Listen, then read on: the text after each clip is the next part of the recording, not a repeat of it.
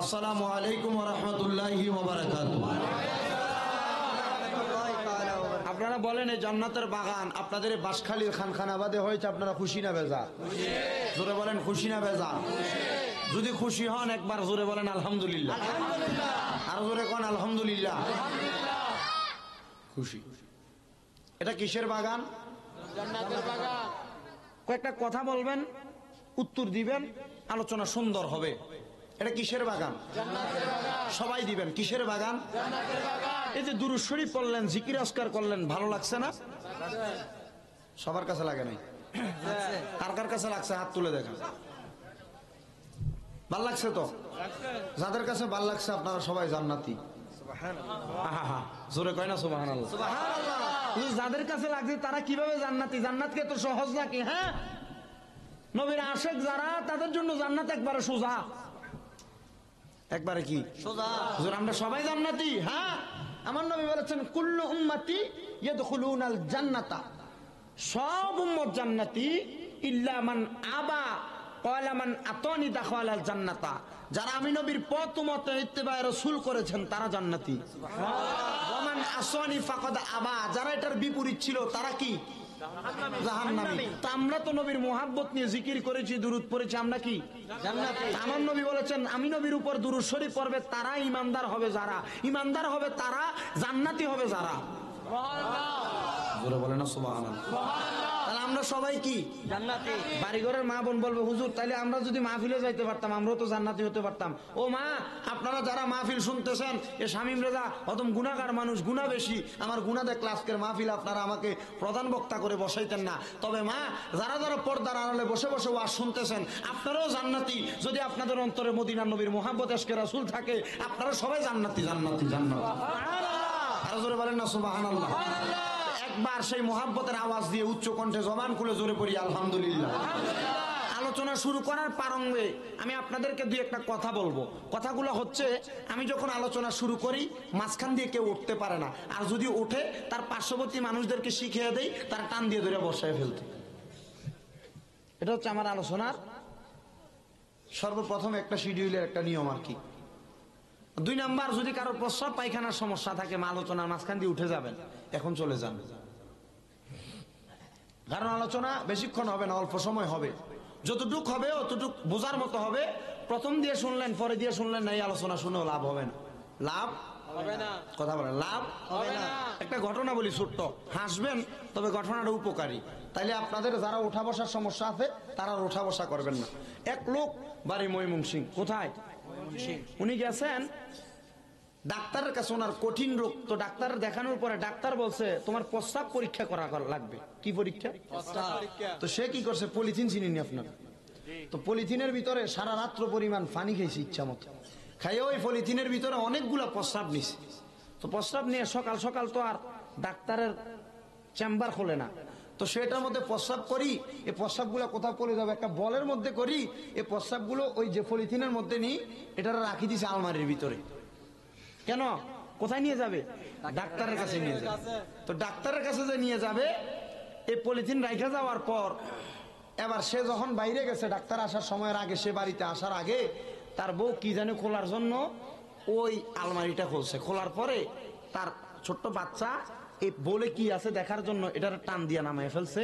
নামানোর পর পলিথিন সিঁড়ি সবদিন ফরসাব নিচে পড়ে গেছে। অন বেটার বউ মনে করছে ফরসাব তো আর আলমারিতে রাখার জিনিস না, সুকিসা রাখার জিনিস নি কোন, এটা তো সুকিসা রাখার জিনিস না। এটা মনে হয় কোনো রস হবে বা কোনো সাদা পানি টানি হবে, কোনো দরকারি জিনিস। এমন বউ এটারে একটু হাতে লই এমনি নাকের কাছে নিয়ে যায়, এটা কি? এটা কি? ফরসাব। তোমার এটা তো ফরসাবে না। ওরে আমার স্বামী তো ডাক্তার দেখাইছিল, ফরসাব নেওয়ার কথা বলছে, এটি তো ফরসাব। তো বউ কি করছে, ইচ্ছা মতো আরেকটা পলিথিন লই ওই ফরসাব কিন ফালাই দিয়ে বউ এটার মধ্যে ফরসাব করে এটারে আবার বান্ধি সুন্দর মতো রাখি দিচ্ছে। এই প্রস্রাব যখন ডাকছে, আমার স্বামী আসছে, ডাক্তারের চেম্বারে যাওয়ার সময় হয়েছে। এবার এই প্রস্রাব নিয়ে স্বামী গেছে ডাক্তারের কাছে। তো ডাক্তার এখান থেকে একটু প্রস্রাব নিয়ে এটারে টেস্ট করছে। টেস্ট করার পর ডাক্তার এটার মাথায় হাত দিয়ে বসে রয়েছে। বেটার তো টেনশন, কিরে আমার প্রস্রাব পরীক্ষা করার পর ডাক্তার মাথায় হাত দিছে, তাহলে অসুবিধা বেশি। তো ডাক্তার ওই প্রস্রাব ফালাই দিয়ে আর একটু প্রস্রাব লই বলছে, এটারও পরীক্ষা করে আবার মাথায় হাত দেবে। বেটা কয় আরে সমস্যা তো মনে হয় আরো বেশি হইব। এবার এই প্রস্তাব ফালাই দি, বাবার এই প্রস্তাব ফালা, তোর এখন প্রস্তাব দিচ্ছি নি, না তাহলে তুই আরো 1 গ্লাস পানি খা। 1 গ্লাস পানি খাওয়ানোর পর বেটা একটু প্রস্তাবের চাপ হয়েছে, বলছে না ওই কৌটাটাত করি, তুমি আর একটু প্রস্তাব করি আনো। এটারে দিছে, দেওয়ার পর কিরে ভাই তোমার এই প্রস্তাব তো ওই কৌটার ভিতরে ওই প্রস্তাব একটু লাগা ছিল না? বলে কিরে ভাই অবস্থা খারাপ। আবার মাথায় হাত দিছে। তো বেটা জিজ্ঞাসা, হুজুর মাথায়, ওই ডাক্তার আপনি মাথায় হাত না দিয়া সমস্যাটা কি এটা বলেন। আরে মিয়া আপনি তো 8 মাসের প্রেগনেন্ট রুগী। কয় মাসের? 8 মাসের। তো ডাক্তারের এখান থেকে গেছে তাড়াতাড়ি বাড়িতে। আমি কিন্তু ওয়াজ শুরু করি নাই, আমি এখন হাসাইতেছি, পরে কিন্তু কান্দামু। যাওয়ার পর বউরে কোনো কিছু বলে না, টেনশন, ঘাম ফুটতেছে, গাল মুখ বাই বাই। তো বউ জিজ্ঞাসা করতেছে, স্বামী ডাক্তার কি বলছে বলো না। মাতে না তো, টেনশন বেশি। পুরুষ মানুষ কিভাবে প্রেগনেন্ট হয়?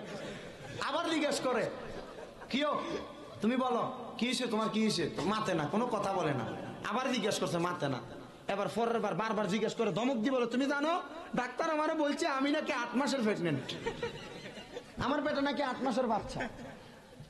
তো এবার বউ বুঝতে পারছে, আরে ঘটনা তো ওইটা নয়, ঘটনা তো এইটা। তো ডাক দিকো, স্বামী আপনার যে পলিথিনের মধ্যে প্রস্তাব ছিল, আপনি তো একটু রাগিলা, চিন্তা করছি প্রস্তাব যদি কম থাকে ফরি গেছে আপনারা কইলে আপনি না আমার কোনো মাইট দেন, এই জন্য আমি এটার মধ্যে আমি নিজে একটু প্রস্তাব করছি। স্বামী আমি তো 8 মাসের প্রেগনেন্ট, আমার পেটে বাচ্চা, এই জন্য আমি আপনার এটাতে দিয়ে দিছি। আসলে আপনার প্রস্তাব পরীক্ষা হয় নাই, প্রস্তাব পরীক্ষা হয়েছে আমার পেটে 8 মাসের বাচ্চা। স্বামী গো আপনি রাগ করেন না, এবার আপনি আপনার পরীক্ষাটা করে আসেন। স্বামী কো, ও বুঝছি, এটা নিয়ে কথা। তো আপনারা যারা মাঝখান দিয়ে উঠে চলে যাবেন আলোচনা শুরু করার পর, ওই 8 মাসের প্রেগনেন্ট রুগীর মতো ওয়াজ অর্ধেক শুনবেন, বাড়িতে যে আগামীকালকে সকালে জিজ্ঞেস করলে বলতে পারবেন না। যারা লাস্টে আসবে তাবারুকের সময়, তারাও আসবে, আলোচনার কিছু বুঝবে না, ওই যে ডাক্তারের মতো। কারণ ডাক্তার এটা প্রস্তাব কি পুরুষের না মহিলার বুঝে নাই, আপনারা এমন হইবেন। এখন আপনারা মনোযোগের সাথে ধৈর্য নিয়ে ঠিক ওই সময় পর্যন্ত বসতে রাজি আছেননি? ইনশাআল্লাহ। সবাই রাজি আছেননি? তাহলে সবাই একবার জবান খুলে জোরে পড়েন আলহামদুলিল্লাহ। গভীর মনোযোগ, নীরব থাকবেন। আজকের আলোচনাটা যেহেতু একজন আল্লাহ পাকের বন্ধুর স্মরণে, ফাতেহ আযদাহুমুল আমার গাউসে পাক বড় পীর আব্দুল কাদের জিলানী এবং সুবহান ফকির নামক একজন ব্যক্তির ফাতেহ উপলক্ষে আজকের মাহফিল করা হচ্ছে। শুধু তাই নয় রে মুসলমান বাবারা, এই এলাকার মধ্যে যত মানুষ অন্ধকার কবরের মধ্যে শুয়ে আছে, অন্ধকার কবরবাসীর কবর আযাব আমার আল্লাহ আজকের মাহফিলের ওসিলায় মাফ করতে পারে কি পারে না? নবী আমার ডাক দিয়ে বললেন, হে আমার উম্মতের দলেরা, তোমরা একটা কথা সদা সর্বদা স্মরণ রাখবা, যখনই তোমাদের মাঝে কোনো কোরআন এবং হাদিসের বাগান সাজানো হবে, ওই কোরআন এবং হাদিসের বাগানটার মধ্যে তোমরা বসে যাবে। ইয়া রাসূলুল্লাহ, ইয়া হাবিবাল্লাহ, নবী কেন? আপনার কাছে আমরা জানতে চাই। নবী আমার ডাক দিয়ে বলেন, ওই কোরআন এবং হাদিসের বাগানের মধ্যে বসার কারণে তোমরা যখন মাঝে মাঝে সুবহানাল্লাহ, আলহামদুলিল্লাহ, লা ইলাহা ইল্লাল্লাহ ইস্তিগফার গুলো পড়বা, আমার আল্লাহ পাক রব্বুল আলামিন ওই ইস্তিগফার সুবহানাল্লাহ আলহামদুলিল্লাহ বলার কারণে তোমার বংশের মানুষ যারা কবরে, তাদের কবর আযাব মাফ করে দিবেন। সুবহানাল্লাহ। তাহলে আপনার আলোচনা শ্রবণ করার প্রারম্ভে বলেন, আমাদের আসল ঘরের নাম কি, বিল্ডিং না কবর? কবর। আরো জোরে বলেন, বিল্ডিং না কবর? এ বন্ধুরা রে আমার, আসল বাড়ির নাম হইল কবর। ওই কবরে যাওয়ার পরে যদি আপনাকে ওই কবরে কঠিন আযাব দেওয়া হয়, আপনি বলেন ওই কবরের আযাবকে আপনারা সহ্য করতে পারবেন নি রে বাবারা? না না না, কেউ কবরের আযাব সহ্য করতে পারবে না। এবার আমার নবী রাহমাতাল লিল আলামিন নবী ডাক দিয়ে বলেন, আল্লাহর কোরআনের দিকে তোমরা লক্ষ্য করো। ইয়া রাসূলুল্লাহ, নবী গো আপনার কাছে জানতে চাই, আল্লাহর কোরআনের মধ্যে আমার আল্লাহ কি বলেছেন? এবার আমার আল্লাহ পাকের পেয়ারা হাবিব কোরআনুল কারীমের আয়াত সূরা আহজাবের 58 নম্বর আয়াত তেলাওয়াত করে করে বলতেছেন, ওয়াল্লাযীনা ইউযুনাল মুমিনিনা ওয়াল মুমিনাতি বিগাইরি মাকতাসাবু ফাকাদ ইহতামালু বুহতানা ওয়া ইসমান মুবিনা।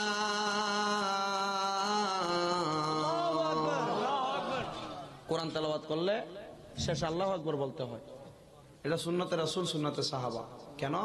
কারণ কোরআনের আয়াত এটা এত অত্যন্ত মূল্যবান, অত্যন্ত মায়ার, অত্যন্ত শ্রদ্ধাশীল এবং এটা এমন পাওয়ারফুল।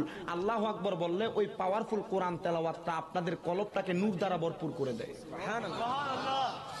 আল্লাহর কোরআনে আল্লাহ বলেন ওয়াল্লাযিনা, এবং যাহারা ইউযুনা কষ্ট দেয় মুমিনিনা ওয়াল মুমিনাতি ইমানদার বান্দা বান্দীদেরকে বিগয়রি মাকতাসাবু, কোন অন্যায় ছাড়া, কোন অপরাধ ছাড়া, ফাকাদ ইহতামালু বুহতানা ওয়া ইসমাম মুবিনা, তারা যেন পাপের বোঝাগুলো তাদের কাঁধের মধ্যে নিচ্ছেন।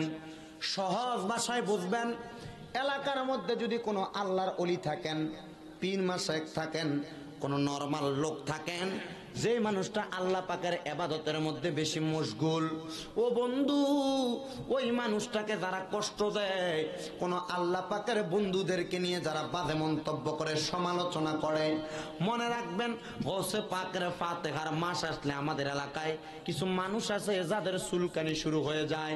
গৌসে পাকের ফাতিহার মাহফিল করলে আমাদেরকে বন্ড আর বেদাতির তহমত দেয়। খাজা গরিবে আমাদের 6 রজবের 6 শরীফ করলে আমাদেরকে তহমত দেয়। গৌসে পাক বড় পীর আব্দুল কাদের জিলানীর স্মরণে 11 শরীফের মাহফিল করলে আমাদেরকে বন্ড তহমত দেয়। তবে না না না, এই বন্ড তহমত দেওয়াটাকে মানা যাবে না। কারণ আমার আল্লাহ পাক রব্বুল আলামিন বলেন, যারা বন্ড তহমত দেয়, যারা খারাপ মন্তব্য করে, আমি আল্লাহ ঘোষণা করলাম ফাকাদ ইহতামালু বুহতানা ওয়া ইসমাম মুবিনা, তারা যেন পাপের বোঝাগুলো তাদের কাঁধের মধ্যে নিজে নিজে নিয়ে নেয়। আমি জানতে চাই খানখানাবাদের বাবারা, আপনারা কি কোনোদিন এই পাপের বোঝা যদি আপনার কাঁধের মধ্যে ওঠে, আপনারা কি কোনোদিন আল্লাহ পাকের কোন বন্ধুরে কষ্ট দিবেন নাকি? গাউসে পাককে নিয়ে বাজে মন্তব্য করবেন? কথা বলেন, মন্তব্য করবেন? এ হুজুর, আল্লাহর ওলি কিভাবে চিনবো, আল্লাহ পাকের বন্ধু আমরা কিভাবে চিনবো, আপনার কাছে আমরা জানতে চাই। এটা আমার কাছে জানলে হবে না, আমার নবীর হাদিসে মুবারাকা কি বলে আপনাদেরকে জানতে হবে। ইবনে মাজাহ শরীফের 303 নাম্বার পৃষ্ঠার 4119 নাম্বার একটা হাদিস শরীফ। ইবনে মাজাহ শরীফের 303 নাম্বার পৃষ্ঠার 4119 নাম্বার হাদিস আল্লাহর হাবিব বলতেছেন, নবী আমার বলেন, শোনো, আন আসমা বিনতি ইয়াজিদ আন্নাহা সামিআত রাসূলুল্লাহি সাল্লাল্লাহু আলাইহি ওয়াসাল্লাম, হযরত আসমা বিনতি ইয়াজিদ বলতেছেন, আমি আমার নবীজির জবান মোবারকের মধ্যে বলতে শুনলাম, নবী আমার বলেন, আলা উনাব্বিউকুম বিখিয়ারিকুম, আমার নবী বলেন, আমি নবীকে তোমাদেরকে উত্তম ব্যক্তি সম্পর্কে খবর দিব না, আমি নবীকে তোমাদেরকে ভালো মানুষ সম্পর্কে খবর দিব না। ইয়া রাসূলুল্লাহ, হ্যাঁ আপনি আমাদেরকে ভালো মানুষ সম্পর্কে খবর দেন। এবার আমার নবী বলেন, ক্বালু, যখন আমার নবী তাদেরকে কথা বললেন, তারা উত্তর দিচ্ছেন, বালা ইয়া রাসূলুল্লাহ, আপনি আমাদেরকে খবর দেন। এবার আমার নবী বলেন, ক্বালা খিয়ারিকুমুল্লাযিনা, শোনো শোনো শোনো, উত্তম ব্যক্তি সম্পর্কে খবর হইল, আমি নবী ঘোষণা করলাম, উত্তম ব্যক্তি হইল তারা। ও নবী গো, কারা আপনি বলে দেন। আমার নবী বলেন, ইযারু উযকিরাল্লাহি আযজা ওয়া জাল্লা, যাদের দিকে তাকাইলে আমার আল্লাহর কথা স্মরণ হইয়া যায়, তারাই হলো উত্তম ব্যক্তি। হুজুর, কাদের দিকে তাকাইলে আল্লাহর কথা মনে হইয়া যায়, তারা আর কেউ না, আপনাদের পাশে শুয়ে আছেন হযরতে মালিক শাহ কুতুবী, আছে না নাই? চট্টগ্রাম শহরের মধ্যে গিয়ে দেখেন আল্লাহর ওলি হযরত ইমাম শেরে বাংলা রহমতুল্লাহ আলাইহি, আমাদের শাইন শাহ শ্রীকুটি এবং তৈয়ব এবং তহের শাহ হুজুর কেবলাগন, তাদের চেহারার দিকে তাকাইলে আমার আল্লাহর কথা স্মরণ হয়ে যেত। শুধু তাই নয় গো, ইমামে হাশিমি রহমতুল্লাহ আলাইহি নামক একজন আল্লাহর ওলি, ওনাদের দিকে তাকাইলে আমার আল্লাহর কথা মনে হইয়া যাইতো। এমন ভাবে গৌসে মাঝভান্ডারী সহ যত হক্কানি রব্বানি পীর মাশায়েখ আছেন, প্রত্যেকের দিকে তাকাইলে আমার আল্লাহর কথা মনে হইয়া যাইতো। আর আমার নবী বলেন, তাদের দিকে তাকাইলে যেহেতু আল্লাহর কথা মনে হইয়া যায়, শোনো শোনো মুসলমানের দলেরা, তোমরা বেশি বেশি তাদের দিকে তাকাও। নবী আমার অপর হাদিসের মধ্যে বলতে লাগলেন, আর তাদের দিকে তাকাইয়া থাকলে তোমাদের জীবনের সগীরা গুনাহগুলো পড়ে যায়। কোন হক্কানি পীর, হক্কানি আলেম ওলামাদের দিকে তাকাইলে গুনাহ ঝরে যায়। সুবহানাল্লাহ। অনেক মানুষ বসতে চায় না, ওয়াজ মাহফিল ভালো লাগে না। এ বাবা, আমি গুনাহগার মানুষ, আমার দিকে তাকাইলে গুনাহ ঝরবে না, কিন্তু এলাকার হক্কানি রব্বানি পীর মাশায়েখ আলেম ওলামাদের দিকে তাকাইবেন। চেহারাটা কালো হইতে পারে, সুন্দর না, তবুও তাকাইলে আপনার গুনাহগুলো ঝরে যাবে। কেন কেন কেন কেন? কারণ আমার নবী বলেন, ওয়ামাই ইয়াখশাল্লাহু মিন ইবাদিহিল উলামা, দুনিয়ার জমিনে আমার আল্লাহকে সবচাইতে বেশি ভয় করে আলেমগণ। শুধু তাই নয়, আল উলামা ওয়ারাসাতুল আম্বিয়া, উলামায়ে কেরাম হলো নবীদের ওয়ারিস। আর উলামায়ে কেরামের দিকে তাকাইলে তো তোমার গুনাহগুলো ঝরে যাবে। আল্লাহর ওলিদের চেহারার দিকে তাকাইলে তো আমার আল্লাহর কথা মনে হয়ে যাবে। শুধু তাই নয় মুসলমান, আমার আল্লাহর কথা মনে হয়ে যাবে। শুধু তাই নয়, শুনে নাও রে, আমার দয়াল নবী রহমাতাল লিল আলামিন নবী হাদিসের মধ্যে আরো সুন্দর করে বলেন, হে মুসলমান, ওই আল্লাহর ওলিদের দরবারে যাও, তাদের দিকে তাকাইলে আল্লাহর কথা স্মরণ হবে। কিন্তু তোমরা কি জানো, ওই আল্লাহর ওলির দরবারের মধ্যে পাগল ফকির কিছু মানুষ থাকে, চুলগুলো জটওয়ালা, খাইতে পারে না, রাস্তার মধ্যে শুয়ে থাকে। শাহ আমানত শাহর দরবারে যাবেন, দেখবেন এমন ফকির পড়ে আছে, অনেক পাগল পড়ে আছে। গৌসে মাঝভান্ডারির দরবারে যাবেন, এমন পাগল ফকির পড়ে আছে। এ ভাই, মনে রাখবারে, এই পাগল ফকিরদেরকে কোনো কথা বলা যাবে না। এলাকার মধ্যে দুপুর বেলা, রাত্রি বেলা কোনো পাগল ফকির যদি আইসা তোমার ঘরের দরজায় কোরআন আরে, তাদেরকে কিছু বলা যাবে না। ইয়া রাসূলুল্লাহ, কেন? আমার নবী হাদিসে মুবারাকার মধ্যে বলতেছেন, মিশকাতুল মাসাবির মধ্যে হাদিস বর্ণনা, নবী আমার ইবনে মাজাহ শরীফের 303 নম্বর পৃষ্ঠা 4115 নম্বর হাদিসের মধ্যে নবী আমার বলেন, শুনো, আন মুআয ইবনে জাবালিন قال قال رسول الله صلى الله عليه وسلم আলা উখবিরুকা আম মুলুকিল জান্নাতি, আমার নবী বলেন, আমি নবী কি তোমাদেরকে জান্নাতের বাদশা সম্পর্কে খবর দিব না? ইয়া রাসূলুল্লাহ, নবী গো, জান্নাতের বাদশা কারা? আপনি নবী আমাদেরকে বলে দেন। নবী আমার এই কথা বলার পরে সাহাবায়ে কেরাম বলেন, কুনতু বালা, হ্যাঁ ইয়া রাসূলুল্লাহ, আপনি আমাদেরকে খবর দেন। এবার আমার নবী বলেন, ক্বালা রাজুলুন, যেই ব্যক্তি হবে দাঈফুন, দুর্বল, মুস্তাদআফুন, যু তিমরাইনি লা ইউবাহু লাহু লাউ আকসামা আলাল্লাহি লা আবাররা, এই ব্যক্তিটা হবে শক্তিহীন, কাপড়গুলো হবে ছিঁড়াফাড়া। আল্লাহর ওলি গৌসুল আজম মাইজভান্ডারির দরবারে যান, অথবা যখন মিলাদুন নবীর জশ্নে জুলুস হয়, জামিয়ার ময়দানের পাশে পাশে অনেক পাগল ফকির ঘুরে বেড়ায়। আমার নবী বলেন, এই মানুষগুলো হবে দুর্বল, শরীরের শক্তি থাকবে না, কাপড়গুলো হবে ছিঁড়াফাড়া। ওই মানুষগুলো হবে আল্লাহ পাক রব্বুল আলামিনের জান্নাতের বাদশা। শুধু তাই নয়, লাউ আকসামা আলাল্লাহি লা আবাররা, তাদেরকে তোমার পছন্দ হবে না, মান্য করতে মনে হবে না। তবে মনে রাখো মুসলমান, মুসলমান মনে রাখো, ওই ব্যক্তি যদি লাউ আকসামা আলাল্লাহি লা আবাররা, আমার আল্লাহর কাছে কোনো দোয়া করে, আমার আল্লাহ তার দোয়াটা সরাসরি কবুল করে নাই। এই জন্য কোনো পাগল, কোনো ফকির, কোনো রাস্তার মিসকিনকে কষ্ট দেওয়া যাবে না। বাড়ির মধ্যে যদি আসেও তাদেরকে দূর দূর করে তাড়িয়ে দেওয়া যাবে না। সামান্য কৌশল বিনিময় করে হলেও তাদেরকে বিদায় করা লাগবে। আমার ভাইয়েরা ও পর্দার আড়ালের মা বোনেরা গো, আপনাদের বাড়ি ঘরের মধ্যে বসে বসে যারা ওয়াজ শ্রবণ করতেছেন, আপনাদের সবার কাছে বলবো, এই জন্য দুনিয়ার জমিন থেকে অন্ধকার কবরের প্রস্তুতি নেন। আপনি আপনাকে পাগল মনে করেন, আপনাকে খারাপ মনে করেন, যাই মনে করেন না কেন, আপনি যদি আমার মাওলার কাছে আপনাকে নিম্নগামী বানাইতে পারেন, আপনাকে ছোট বানাইতে পারেন, আমার মাওলাকে আমি তার জান্নাতের মধ্যে বড় বানাইয়া দিব। সুবহানাল্লাহ। কোথায়? জান্নাতে। এমন একজন আল্লাহ পাকের বন্ধু ছিলেন, যিনার নাম ছিল হযরতে আবু সুফিয়ান সাউরি। নাম কি? আবু সুফিয়ান সাউরি রহমতুল্লাহি আলাইহি। ছোট মাপের কোন ওলি নয়, বড় মাপের ওলি হযরতে আবু সুফিয়ান সাউরি।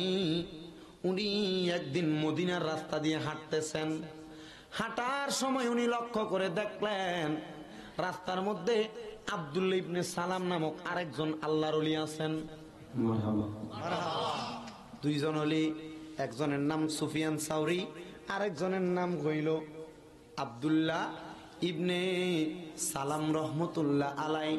দুইজনের সঙ্গে যখন দেখা হইল, একজন আল্লাহর ওলির সঙ্গে আরেকজনের দেখা হইলে কিন্তু তারা এমনে এমনে থাকে না, ঠিক না বে ঠিক? এ বাবা রে,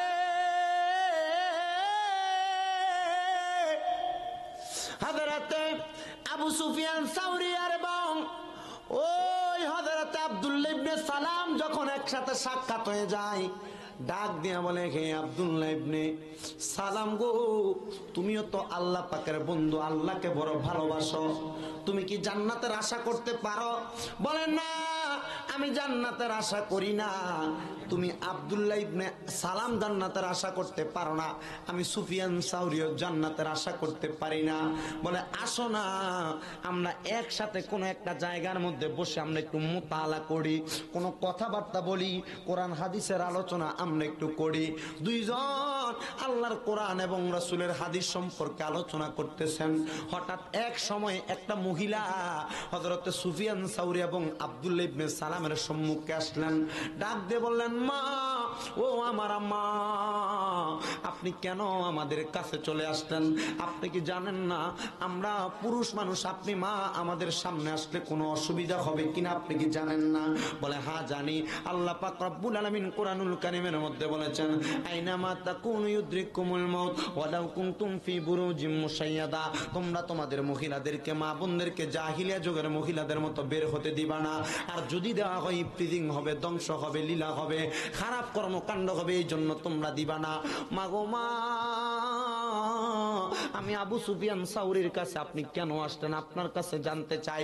ডাক দিয়ে বলেন, হে আবু সুফিয়ান সাউরি এবং আব্দুল্লাহ ইবনে সালাম, তোমরা দুইজন যে এখানে বসে বসে কথা বলতেছো, আমি শুনতে পাইলাম তোমরা দুইজন তোমাদের কথার মধ্যে বলতেছো, কোন মানুষ যখন ইন্তেকাল করে, মানুষটা পুরুষ হোক বা মহিলা হোক, তাদের মরার পরে যদি তাদের সন্তান তাদের জানাজার নামাজটা পড়ায়, আল্লাহু আকবার বলে তাকবীরে তাহরিমার মধ্যে যদি দাঁড়ায়, চারটা তাকবীর দিয়া সালামটা শেষ করার আগে আমার আল্লাহ নাকি তার মা বাবার জীবনের গুনাহ মাফ করে দেয়। সুবহানাল্লাহ। সুফিয়ান সাউরি, হে সুফিয়ান সাউরি, তোমার কাছে আমি একটা বিচার দিতে চাই। তোমার যে আল্লাহ আমার সেই আল্লাহ, যার চারটা সন্তান তার যেই আল্লাহ, আমার একটা সন্তানও নাই, আমারও সেই আল্লাহ। হে সুফিয়ান, হে আব্দুল্লাহ ইবনে সালাম, আমি মা তোমাদের কথাটা শুনে বড় ব্যথিত হয়ে গেলাম। কেন গো, কেন আপনি ব্যথিত হইলেন? আপনার কাছে জানতে চাই। বলে আমি যদি মারা যাই, আমার সন্তান যদি আমার জানাজার নামাজটা পড়ায়, তাইলে তো আমার গুনাহ আমার আল্লাহ মাফ করব, আর যারা বেগুনাহ তারা তো জান্নাতি হবে। হে আবু সুফিয়ান, আমার কোনো সন্তান নাই, তুমি কি আমার জন্য একটু দোয়া করবানি? আমার আল্লাহ পাক রব্বুল আলামিন আমি মায়ের গর্ভের মধ্যে একটা সন্তান দেয়। আবু সুফিয়ান ডাক দিয়া বলে, মা গো মা, আমি কি দোয়া করব? আমি তো একজন নগণ্য, বড় মাপের ওলিরা তারা এমনি এমনি তো তারা ছোট মনে করে, বড় বলে না। ডাক দিয়া বলে, রে আব্দুল্লাহ ইবনে সালাম, তুমি দোয়া করো। বলে আমি তো হযরতে সুফিয়ান সাউরির চাইতে নগণ্য, আমার কোনো দাম নাই, কি দোয়া করব? বলে ঠিক আছে, দোয়া করব দূরের কথা, যাও যাও যাও, তুমি সামান্য পরিমাণে একটু পানি আমার কাছে নিয়ে আসো। পানিটা যখন নিয়ে আসা হয়, হযরতে আবু সুফিয়ান সাউরি রাহমাতুল্লাহ আলাইহি কি যেন মনে মনে ফটফট করে করে পড়লেন। পড়ার পরে মহিলার পানিটার মধ্যে ফুঁক দিয়ে দিলেন। দেওয়ার পর ডাক দিয়া কইরে, আব্দুল্লাহ ইবনে সালাম, আব্দুল্লাহ ইবনে সালাম, তোমার কাছে বলতে চাই, আব্দুল্লাহ আবু সুফিয়ান সাউরি ফু দিল, তুমি ফুক দিলা না, তাইলে কি আবু সুফিয়ানের ফুডাই আমার জন্য যথেষ্ট? ডাক দিয়ে বলে, আমি কিসের ফুক দিব? আমার তো এমন কোনো ক্ষমতা নাই। জান আম্মা, আবু সুফিয়ান ফুক দিয়েছে, আপনার সন্তান হবে, আপনি চলে যান। বলে না, তুমিও ফুক দাও, নচেত তোমাদের দুইজনের মনের মধ্যে কষ্ট দেওয়ার সম্ভাবনা রয়েছে। এবার হযরত আব্দুল্লাহ ইবনে সালামও ফু দিয়ে দিলেন। ফুটা দেওয়ার পরে গো, মহিলা তার বাড়ির মধ্যে চলে গেলেন। বাড়িতে যাওয়ার পরে মহিলার মনে মনে নিয়ত হইল, যদি আমার একটা সন্তান না হয়, আমার ছেলে যদি আমার জানাজার নামাজটা না পড়ায়, আমার জীবনের গুনাহ মাফ হবে। মহিলার নিয়ত। অনেক মা বোন আছে বাড়িতে, আল্লাহ আল্লাহ আমার গুনাহগুলো আল্লাহ আপনি মাফ করে দেন। অনেক কান্না করেন রাত্রে, করে না? করে। আপনারা অনেকে করেন না? দেখবেন রাত্রবেলা ঘুমাইলে জীবনে যা গুনাহ করেছেন, এ বালিশে মাথাটা লাগানোর পর আপনার চিন্তা হয়ে যায়, হাজার হাজার গুনাহ করেছেন, এগুলা চিন্তা হয়ে যায়। ওই সময় আপনার বদ মেজাজ থাকে না, আপনার মেজাজ গরম থাকে না, অত্যন্ত নরমাল হয়ে যায়। কেন জানেন? জানেন না। কারণ আপনার যখন গুনাহগুলোর কথা মনে হয়ে যায়, আপনাকে আর সাম্রাজ্যওয়ালা মানুষ মনে হয় না, আপনাকে লক্ষ টাকার মালিক মনে হয় না, আপনাকে সম্পদওয়ালা আপনার মনে হয় না। কেন? এই সম্পদওয়ালা মনে হবেই বা কিভাবে? কারণ আপনি তো জানেন আপনি কতটুকু অপরাধী, ঠিক না? আপনি আপনার নিজের কাছেই তো বড় হতে পারতেছেন, আপনার বিচার কেন মানুষ করবে? আপনি আপনার বিচার করেন, আপনি আপনার কলবের খবর নেন, আপনার গুনার খবর নেন। অনেক মা বোন বাড়ির মধ্যে চিন্তা করতেছেন, হুজুর গুনাহ, এই গুনাহ তো আমার কম হয় নাই, কিভাবে মাফ করব? মা, রাস্তা আছে তো। কিভাবে রাস্তা জানেন? আপনি আপনার ঘরের মধ্যে যে কোনো একটা কর্নারে গভীর রজনীতে ঠান্ডা পানি দিয়ে কনকনে পানিতে আপনি ওযু করেন, করার পর আপনি আপনার ঘরের একটা কর্নারে বসে যান, যা নামাজ বিছাইয়া, নামাজের মসলাটা বিছিয়ে যখন বসবেন, আল্লাহর কাছে কিছু বলবেন না, শুধু আল্লাহর আসমানের দিকে তাকাবেন, গুনাহগুলার কথা স্মরণ করবেন। আল্লাহ, অনেক গুনাহ করেছি আমরা, এই গুনার জন্য আমি শান্তিতে নাই। চোখের পানিগুলো ফেলে দিবেন, কিছু বলবেন না, কোনো কথা বলবেন না, শুধু চোখের পানি ফেলে দিবেন। দেখবেন একবার, দুইবার, তিনবার আপনার চোখের পানিগুলো যখন পড়বে, আল্লাহ পাকের ফেরেশতাগণ ওই সময় আল্লাহর কাছে ডাক দিয়ে বলেন, আল্লাহ আপনার বান্দা কান্না করতেছেন, আল্লাহ আপনার বান্দা কান্না করতেছেন। এমন সময় আল্লাহর আরশ আল্লাহ কাঁপতে থাকবে, আল্লাহর আরশ আল্লাহ কাঁপতে থাকবে, আল্লাহর আরশ আল্লাহ কাঁপতে থাকবে। ফেরেশতা জিজ্ঞেস করবে, আল্লাহ আপনার আরশ আজিম কেন কাঁপে? আরশ আজিম লড়াচড়া করে কেন? আল্লাহ বলবে, দেখো না, তার গুনার কথা চিন্তা করে আমার কোন বান্দা জানি দুনিয়াতে তার চোখের পানি ছেড়ে দিয়েছে, তার জীবনের বদ কাজগুলো, খারাপ কাজগুলোর কথা চিন্তা করে আমার কোন বান্দা চোখের পানি ছেড়ে। আল্লাহ চোখের পানি ফেলেছে, আসমান কেন কাঁপে? আল্লাহ লামকান কেন কাঁপে? আল্লাহ বলেন, আমি আল্লাহর কাছে বান্দার সবচাইতে বেশি পছন্দ হচ্ছে বান্দার চোখের পানি, সবচাইতে পছন্দের হচ্ছে বান্দার চোখের পানি। বান্দা যখন তার গুনার জন্য আমি আল্লাহর কাছে বারবার করে চোখের পানি ফেলে দেয়, আমি আল্লাহ পাক রব্বুল আলামিনের আরশ আল্লাহ এটা সহ্য করতে পারে না। আমি আল্লাহ পাক রব্বুল আলামিনের আরশ আজিম এটা সহ্য করতে পারে না।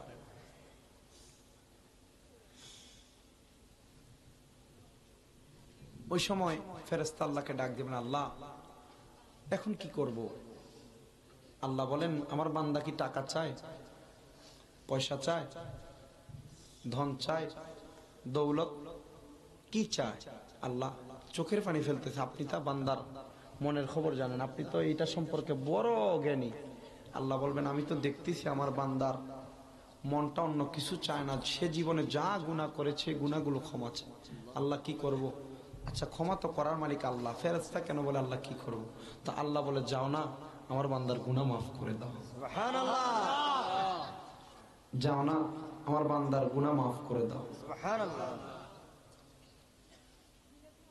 যখন আপনাকে আপনার কাছে অনেক ছোট মনে হবে, অহংকার মুক্ত মনে হবে, তখন মনে করবেন আল্লাহ আপনার গুনাহ মাফ করতেছেন।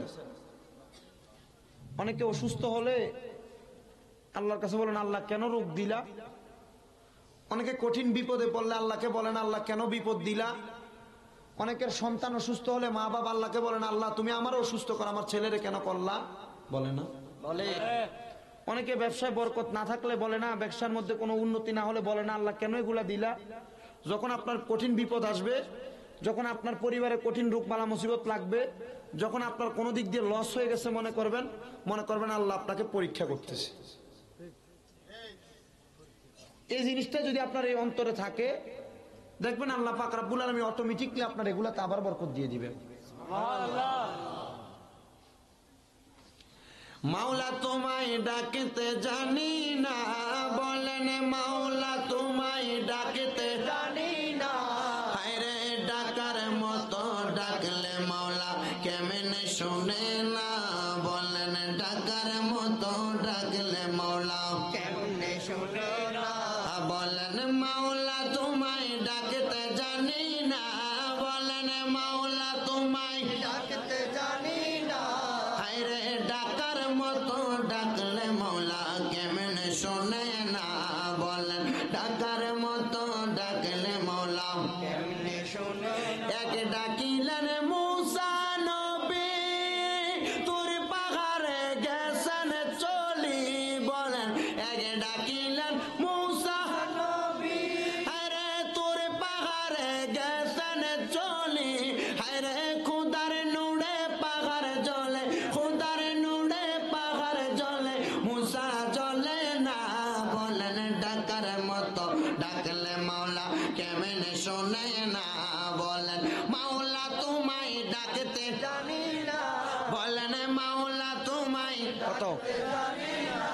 হায়রে ডাকার মতো ডাকলে মৌলা কেমন শোনে না, বলেন ডাকার মতো ডাকলে মৌলা কেমন শোনে না। হায়রে আরেকে ডাকলেন আদমে নবী, তার ডাকেতে সারা দিলেন আরাফাতে নি, বলেন একে ডাকিলেন ইউনুস নবী, তার ডাকেতে সারা দিলেন মাছের পেটে নি। হায়রে দোয়া ইউনুসের উসিলায়, দোয়া ইউনুসের উসিলায় মাফ করিলেন রব্বানা। ডাকার মতো ডাকলে মাওলা কেমন শোনে না, বলেন মাওলা তোমায় ডাকতে জানি না, বলেন মাওলা তোমায় ডাকতে জানি না। হায়রে ডাকার মতো ডাকলে মাওলা কেমন শোনে না। মান লাহুল মাওলা ফালাহুল কুল, তুমি আমার মাওলার হয়ে যাও, সারা দুনিয়া তোমার হয়ে যাবে। ঠিক না? ঠিক। গভীর মনোযোগ, মনোযোগ রে। মহিলা ডাক দিয়া বলে সুফিয়ান সাউরি রে, আমার একটা সন্তান নাই, আমার জানাজা পড়াবে কে গো? আমি মা বুকের মধ্যে একটা বার আমার সন্তান নিতে পারি নাই, আমি মহিলা গেলে কে আমার জন্য কাঁদবে গো? কে আমার জন্য আসসালাতু আলাইহিমা দোয়া করবে, ওয়াল ইস্তিগফারু লাহুমা আমার জন্য ক্ষমা প্রার্থনা করবে? আমার কোন সন্তান নাই। এ মহিলা তুমি কেন তোমার সন্তানের জন্য কান্দো? ডাক দিয়ে বলে আমার জানাজার নামাজ যদি আমার সন্তান পড়ে আমার কবরের আযাব মাফ। ঠিক আছে মা, চলে যাও, তোমার কবরের আযাব মাফের মাধ্যম আমার আল্লাহর কাছে চাও, আমার আল্লাহ পাক রব্বুল আলামিন তোমার মনের আশা পূরণ করে দিবে। ও বাবারা, ও আমার বাসকালীর খানখানাবাদের বন্ধুরা, ও আমার পর্দার আড়ালের মা বোনেরা, এই কথা বলার পরে হযরতে সুফিয়ান সাউরি এবং আব্দুল্লাহ ইবনে সালামের দরবার থেকে মহিলাটা চলে গেলেন এবং দুইজন কথার মধ্যে পড়ে রইলেন। দুইজনে যখন সুন্দর সুন্দর কথা বলতেছেন, একজন আরেকজনের সঙ্গে কথার মধ্যে কথোপকথনের মধ্যে পরিচালিত, একজন আরেকজনের মধ্যে কথার মধ্যে রানিং অবস্থায় রয়েছেন। একজন আরেকজনকে আবার ডাক দিয়ে বলে, ওগো আব্দুল্লাহ ইবনে সালাম, আব্দুল্লাহ ইবনে সালাম সুফিয়ান সাউরিরে ডাক দিয়ে বলে, হে সুফিয়ান সাউরি, তোমার কাছে আমি একটা কথা বলতে চাই। তুমি বলো, তুমি যেদিন মইরা যাইবা, মরার পরে তোমার সঙ্গে কবরে কি আচরণ করা হয়, তুমি আমারে মরার পরে আমার এই খবরটা দিবা। আর যদি আমি তোমার আগে মইরা যাই, আমার মরার পরে তুমি আমার এই খবরটা দিবা। সুবহানাল্লাহ। আপনি যখন মারা যাবেন, মারা যাওয়ার পরে আপনার কাছে আপনাকে যেন কেউ খবরটা দেয়, আপনার বাবা মারা গেল, দাদা মারা গেল, নানা মারা গেল, নানি মারা গেল, কেউ এসে আপনার এই খবর দিছি না আমি কবরে ভালো আছি, কবরে খারাপ আছি, কেউ খবরটা দেয় নাই। ও বাবারা, বন্ধুরা, হযরতে আবু সুফিয়ান সাউরি বলতেছেন, বাবা ও আব্দুল্লাহ ইবনে সালাম, আমি যদি আগে মইরা যাই তাহলে তোমাকে আমি খবর দিব। দেখেন, তারা যে মরার পরে খবর দিতে পারবে, তারা নিজেরাই কিন্তু কথাগুলা বলতেছে। আল্লাহর ওলিরা সাধারণ নয়। আজকের এই মাহফিল যাদের উদ্দেশ্য সাজাইলেন, গৌসে পাক বরফের আব্দুল কাদের জিলানী সাধারণ নয়, ওনারা নরমাল জাতের বলি নয়, তারা এমন দরাজার বলি হয়েছেন, আমার আল্লাহর কাছে বলি হিসেবে পছন্দনীয় বন্ধু হিসেবে গিয়েছেন। ও বাবারে, ও বন্ধুরা আমার, সুফিয়ান সাউরি বলেন, সুফিয়ান সাউরি বলেন, হে আব্দুল্লাহ ইবনে সালাম, তুমি মারা গেলে তুমি আমাকে বলবানি? বলে বলবো। এমন কথোপকথনের পরে হযরতে আবু সুফিয়ান সাউরি অল্প কিছুদিন পরে ইন্তেকাল করলেন। ইন্তেকাল করার পরে হযরতে আব্দুল্লাহ ইবনে সালাম রহমতুল্লাহ আলাই উনি ঘুমের ঘরে স্বপ্নে দেখলেন আবু সুফিয়ান সাউরি রহমতুল্লাহ আলাই জান্নাতের মধ্যে আমার নবীর সম্মুখে বসে আছেন। জবান খুলে জুড়ে বলেন আল্লাহু আকবার। আবু সুফিয়ান সাউরি রহমতুল্লাহ আলাই যখন ওই জায়গার মধ্যে আমার নবীজির সঙ্গে জান্নাতের মধ্যে একটা পেয়ালার মধ্যে জান্নাতে আনকমন টাইপের খাবার, আপেল নয়, মালটা নয়, মুসাম্বি নয়, অন্য কোন দুনিয়ার মিষ্টি জাতীয় খাবার নয়, এমন কিছু খাবার নিয়ে বসে আছেন যে খাবারগুলো হযরতে আব্দুল্লাহ ইবনে সালাম কোনোদিন দেখে নাই। ডাক দিয়ে বলে, হে আবু সুফিয়ান, তুমি অন্ধকার কবরে চলে গেলা, ওই কবরের মধ্যে তোমার কি অবস্থা তুমি বলো, তুমি জানিয়ে দাও। হযরতে আবু সুফিয়ান বলেন, ওই কবরের মধ্যে সবচাইতে পুঁজি হইল আমার আল্লাহর প্রতি দুনিয়াতে নির্ভর করে থাকা, আমার আল্লাহর প্রতি ভয় থাকা, আমার আল্লাহর প্রতি তাকওয়া থাকা। দুনিয়াতে যত বিপদ আসুক, টেনশন আসুক, চিন্তা আসুক না কেন, আমার আল্লাহর প্রতি তার সবর থাকা। আল্লাহর প্রতি সবর যদি থাকে, ওই ব্যক্তিটা দুনিয়ার জমিন থেকে কবরে আসতে তার জন্য জান্নাত রেডি আছে, তার জন্য জান্নাত রেডি আছে। যেই ব্যক্তি আল্লাহ বলা হবে, আল্লাহর প্রতি বিশ্বাস রাখবে। আমি আমার মা বোনদের উদ্দেশ্যে বলবো, যারা নৌকা চালায় খাবার খাও, যারা কৃষকগিরি করে খাবার খাও, অটো চালাও, রিক্সা চালায় খাবার খাও, আমি তোমাদেরকে বলবো বাবা, রিক্সা চালাইলে তো আল্লাহ বলা হওয়া যায়, ঠেলা গাড়ি চালাইলে আল্লাহ বলা হওয়া যায়, মাছ ধরতে গেলে জাল্লা হইল তো আল্লাহ বলা হওয়া যায়, নৌকা চালাইলে মাঝি মাল্লা হইলে আল্লাহ বলা হওয়া যায়। আর মাঝি মাল্লা আল্লাহর বলি হওয়ার জন্য মাঝি মাল্লা চায় না, রিক্সাওয়ালা চায় না, ব্যান গাড়ি চায় না, ঠেলা গাড়িওয়ালা চায় না, আল্লাহ ওয়ালা হওয়ার জন্য আমার আল্লাহ পাক রব্বুল আলামিন একটা জিনিস চাই, বান্দার কলবটা কলবটা কলবটা, মনটা কি বলে, আমার আল্লাহ শুধু বান্দার কলবের দিকে তাকায়। আল্লাহ গো আল্লাহ গো আল্লাহ গো, কলবের মধ্যে কি আছে? আমার আল্লাহর নবী বলতেছেন, কুলুবিল মুমিনিনা আরশিল্লাহ, আমার আল্লাহর আরশটাই তো মুমিন বান্দার কলবের মধ্যে। আমার নবী বলেন, আন-নাবিয়্যু আওলা বিল মুমিনিনা মিন আনফুসিহিম আওলা বমানা আকরা নফস বমানা রূহ। আমি নবী ইমানদারের রূহের চাইতে আরো নিকটে। হে বন্ধু আমার, হে বাবারা, আপনার কলবে যদি নবী থাকে, আপনার কলবে যদি আমার আল্লাহ থাকে, খোদার কসম দুনিয়ার জমিন থেকে জান্নাতের চিন্তা করবেন না। কলবের মধ্যে আল্লাহ এবং তার রাসূলকে বাসা বানাইয়া গাউসে পাক বড় পীর আব্দুল কাদের ফাতিহার কথা স্মরণ করে, খাজা গরিব নওয়াজের ফাতিহার কথা স্মরণ করবেন, গৌসুল আজম মাইজ ভান্ডারীর ফাতিহার কথা স্মরণ করবেন, বড় বড় হক্কানি রব্বানি আল্লাহর ওলিদের ফাতিহার কথা স্মরণ করবেন, তাদের হাতে হাত থেকে বায়াতে রাসূল গ্রহণ করবেন, আওলাদ রাসূলদেরকে ভালোবাসবেন, আল্লাহর ওলিদেরকে মুহাব্বত করবেন। মুহাব্বত করার কারণে, বায়াত গ্রহণ করার কারণে আওলাদ রাসূল এবং অন্যান্য হক্কানি রব্বানি পীর মাশায়েখদের হাতের মধ্যে হাত রাখা বায়াত গ্রহণ করার কারণে আপনি জান্নাতের রাস্তা পেয়ে যাবেন, জান্নাতের রাস্তা পেয়ে যাবেন। শুধু জান্নাত নয়, আল্লাহর ওলিদেরকে ধরলে আপনি আল্লাহ পাবেন, রাসূলও পাবেন। এটা দুনিয়ার কোনো সাধারণ কথা নয়, এটা স্বয়ং আমার আল্লাহ পাকের কথা। সবাই আমার সাথে একটু মুহাব্বত নিয়ে জোরে জোরে পড়বেন, আল্লাহ রাসূল পাইতে আমরা বায়াত হইলাম, বলেন আল্লাহ রাসূল পাইতে আমরা বায়াত হইলাম, মুর্শিদ চান হয় না যে বদনাম, মুর্শিদ চান হয় না যে বদনাম, বলেন আল্লাহ রাসূল পাইতে আমরা বায়াত হইলাম, বলেন আল্লাহ রাসূল পাইতে আমরা বায়াত হইলাম, মুর্শিদ চান হয় না যে বদনাম, মুর্শিদ চান হয় না যে বদনাম। ওরে তরিকতের আমল করে কত বাই গেল উপরে গো, আমায় রাইখো সুনজরে, আমার আমল নাই, বলেন আমায় রাইখো চরণে তলে, প্রাণে ভরে দেখতাম হাসমি চান হয় না যে বদনাম, মুর্শিদ চান হয় না যে বদনাম, বলেন আল্লাহ রাসূল পাইতে আমরা বায়াত হইলাম, আরে আল্লাহ রাসূল পাইতে আমরা বায়াত হইলাম, মুর্শিদ চান হয় না যে বদনাম, মুর্শিদ চান হয় না যে বদনাম।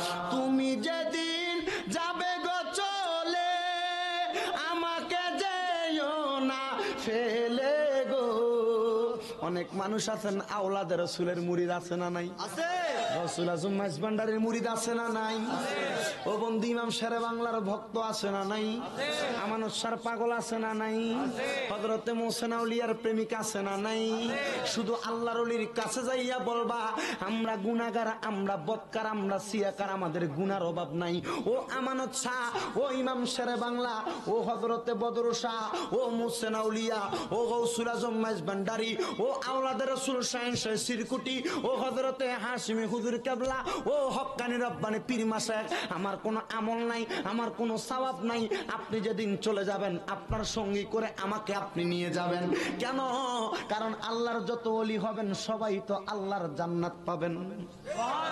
তুমি যেদিন যাবে গো চলে, আমাকে যেও না ফেলে গো, রাইখো আমায় চরণে তলে, প্রাণ ভরে দেখতাম বলেন, রাইখো আমায় চরণে তলে, প্রাণ ভরে দেখতাম। মুর্শিদ চান হয় না যে বদনাম, বলেন আল্লাহ রাসূল পাইতে আমরা বায়াত হইলাম, বলেন আল্লাহ রাসূল পাইতে আমরা বায়াত হইলাম। মুর্শিদ চান হয় না যে বদনাম। জবান খুলে জোরে বলেন, এই জন্য বায়াত হওয়ার দরকার আছে না নাই?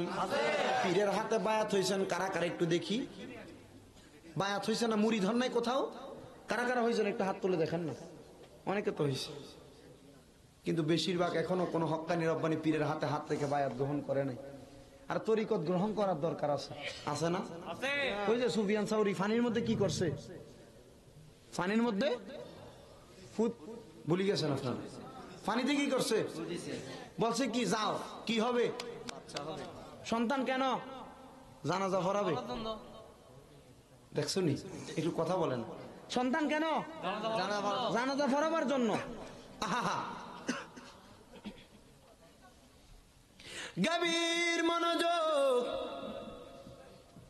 সুফিয়ান সাউরি কবরে যাওয়ার পরে আব্দুল্লাহ ইবনে সালাম দেখেন আনকমন টাইপের খাবার নিয়ে বসে আছেন। এই খাবারগুলো তিনি চিনেন না। জিজ্ঞাসা করে, হে আবু সুফিয়ান সাউরি গো, কেন আপনি খাবারগুলা নিয়ে বসে আছেন? আপনার সামনে যিনি বসে আছেন ইনি তো আমার মদিনার রহমতওয়ালা নবী। আপনি আমার নবীর সাথে বসে আছেন। হে সুফিয়ান সাউরি, আপনি বলেন আপনি কার অপেক্ষা করতেছেন? বলে আমি অপেক্ষা করতেছি এমন একজন মা, যে মায়ের সন্তান একজন কোরআনের হাফেজ। তো ফল খাচ্ছেন না কেন? খাবারগুলো কেন খাচ্ছেন না? বলতেছেন ওই মা যদি না সেই ফলে আমরা হাত দিব না। কেন? ওই মাটা আমাদের খাবারগুলা বিসমিল্লাহ বলে ফাতিহার নিয়তে হাত দিবে, তারপর আমরা এই খাবারগুলো মুখে দিব, নচেত মুখে দিব না। বলে কেন?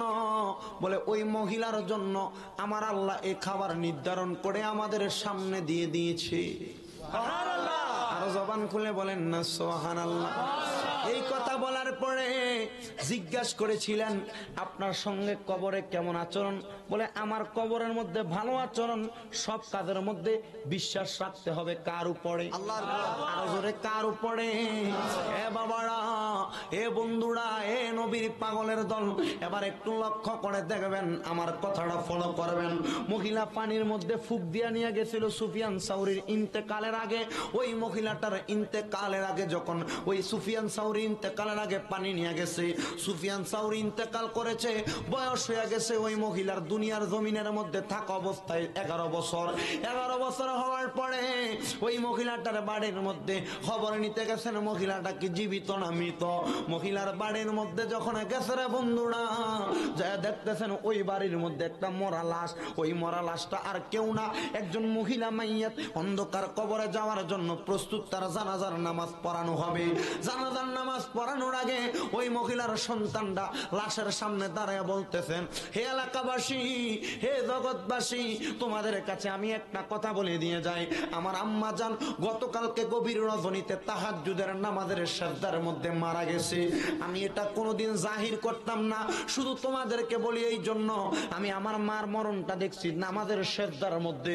যদি তোমরাও নামাজের সিজদার মধ্যে মরতে পারো, আমার একটা বিশ্বাস তোমরা জান্নাতি হয়ে যাইবা। তোমরা জান্নাতি হয়ে যাইবা। আমি আরেকটা কথা বলতে চাই, এই যে এলাকাবাসী সবাই তোমরা আমার সামনে, আমি জানতে চাই তোমরা কোনোদিন আমার মারে দেখছুনি? বলে না না না, আমরা তোমার মারে কোনোদিন দেখি নাই। তবে শোনো আমার মা ইন্তেকাল করার আগে আমি যখন বুঝওয়ালা হয়েছে, আমার বয়স যখন 10 থেকে 11তে পড়েছে, আমার মা আমাকে বলে দিয়ে গিয়েছেন, আমার মাকে অন্য কোন পুরুষ দেখে নাই, মাত্র 2 জন পুরুষ দেখেছেন। সুবহানাল্লাহ। কয়জন? 2 জন। আর কেউ দেখে নাই। বলে বাবা সবাই জানতে চাই তারা কারা?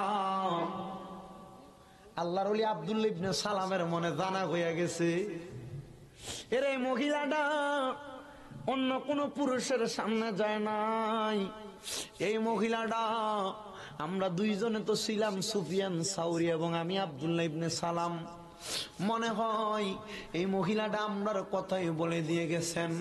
বলে শোনো, আমার আম্মা যেই 2 জন পুরুষের সামনে গিয়েছেন, আমার আম্মা ওই 2 জন পুরুষের নাম বলে নাই। ওই 2 জনের পাশাপাশি আমার আম্মা আর 2 জন পুরুষের সামনে গিয়েছেন। একজন আমার আব্বা আর একজন আমি সন্তান 11 বছর বয়সী। তবে আমার আম্মা, আমি যখন জন্মগ্রহণ করলাম, আমার 7 থেকে 8 বছর বয়সের মধ্যে আমার আল্লাহর কোরআন মুখস্থ করে, এই কোরআনুল কারীমটাকে আমার মা, মানুষ তো কেউ পড়তে পারে কেউ পড়তে পারে না, আর আমার আম্মাই কোরআন তেলাওয়াত করায়া করায়া আমারে, আমার আম্মা জানি কোরআনটা আমার বুকের মধ্যে দিয়া দিছে। এই কোরআন আমার বুকে আছে, যদি এই কোরআন দুনিয়ার বিশ্বের সব মানুষ পুড়েও ফেলে, আমি সন্তান এই কোরআনটা আমার বুক থেকে, আমার এই অন্তর থেকে এটাকে লিপিবদ্ধ করে দিতে পারবো।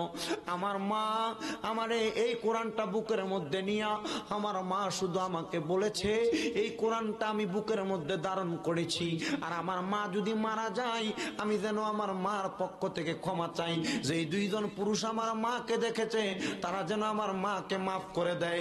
কেন গো, তোমার আম্মা কেন কেন মাফ চাইছেন?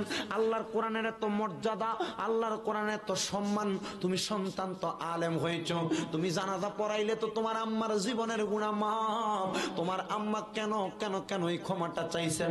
বলে ওই 2 জন ব্যক্তি আমার আম্মাকে দেখেছেন, না জানি আমার আম্মা জান জাহান্নামের কুকুর হয়ে যায়। আমার আম্মার সব সময় আশা ছিল জান্নাতের মধ্যে প্রবেশ করবে। আমার আম্মা বলেছেন তারা যদি মাফ না করে তাইলে আমার আম্মারে যেন আমি দাফন না দিই। এবার বন্ধু আমার, ও বাবারা, হযরতে আব্দুল্লাহ ইবনে সালাম ওই জায়গার মধ্যে উপস্থিত হয়ে গেলেন। উপস্থিত হয়ে ডাক দিয়ে বলে, বাবা তোমার সিনার মধ্যে আল্লাহর কোরআন দাও, তোমার বুকটা খুইলা দাও, আমার মন চাই তোমার বুকটার ভিতরে একবার চুম্বন করার জন্য।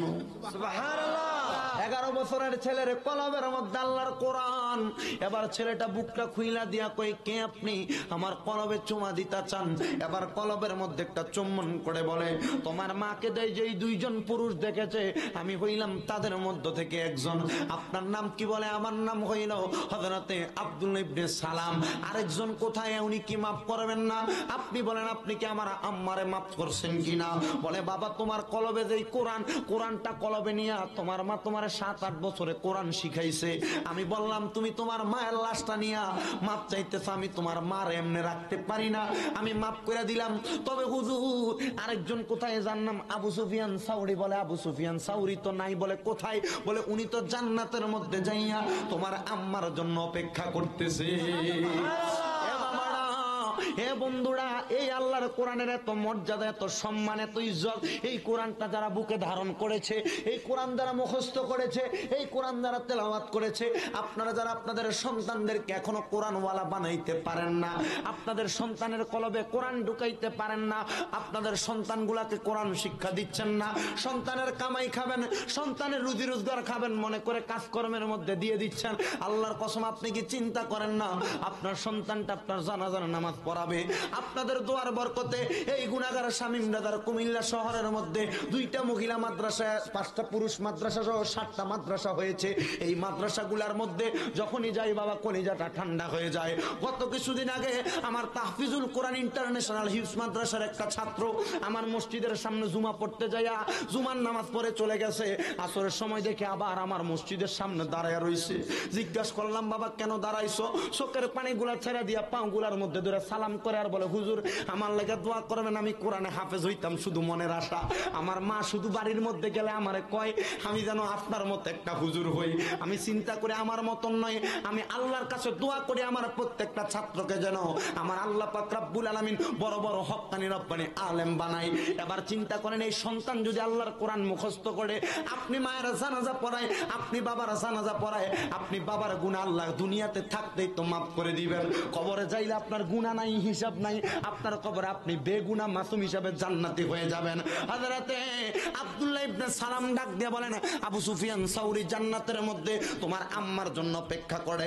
বাবা দেরি করিস না, জান্নাতি মানুষকে দুনিয়াতে রাখিস না, জানাজাটা পড়াইয়া ফেল। জানাজাটা পড়াইলেন, ওই সন্তান জানাজার নামাজের মধ্যে দাঁড়াইয়া তাকবীরে তাহরিমা দিছে আল্লাহু আকবার, আরেকবার তাকবীরে তাহরিমা দিল আল্লাহু আকবার, আরেকবার দিল তাকবীর, আরেকবার দিল তাকবীর, চারটা তাকবীর দিয়া আসসালামু আলাইকুম ওয়া রাহমাতুল্লাহ, আসসালামু আলাইকুম ওয়া রাহমাতুল্লাহ বলে সালাম ফিরাইলো। সালাম ফিরে আবার আম্মা আব্বার জন্য দোয়া করবে। ও বন্ধু, বর্তমানে তো দোয়া করাটাকে বেদাত ফতোয়া দেওয়া হচ্ছে। আপনাদের এলাকার মধ্যে নামাজ মানুষের জানাজা পড়ার পর দোয়া করা হয় কি হয় না? মাটি দেওয়ার আগে দোয়া।